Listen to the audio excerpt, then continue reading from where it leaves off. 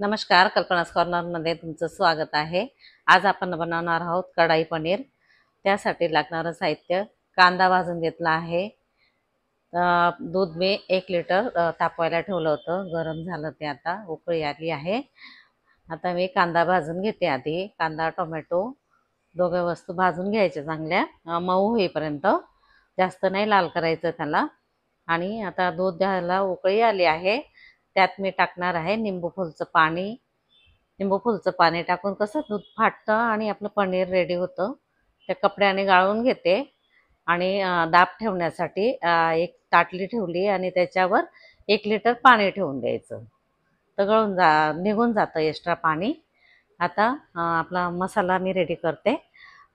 कांदा, लसूण, धना पावडर, मसाला, गरम मसाला, हिरवी मिरची घेतली, हळद घेतली, ते सगळं वस्तू वाटून घ्यायच्या। आता एकत्र वाटल्यानंतर मी आता फोडणीला तेल ठेवलं आहे।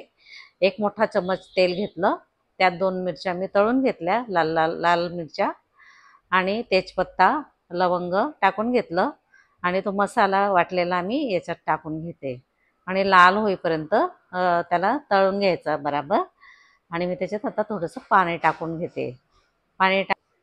त्यात 1 चम्मच मीठ टाकायचं, द्यायचं मसाला पाण्यात आणि उकळी येऊ द्यायची मसाल्याला। आणि मग आपण ना त्याचे पनीरचे तुकडे करून घ्यायचे आणि त्यात टाकून द्यायचे। झाले 10 मिनिटात आपली भाजी रेडी होणार आहे। भाजी तयार झालेली आहे। चला तर पाहूया। आता तुम्ही पण घरी ट्राय करा आणि माझ्या चॅनलला लाईक, शेअर, कमेंट करा आणि आवडलं असेल तर जरूर कमेंट करत जावा आणि सबस्क्राईब पण करा। थँक्यू, धन्यवाद।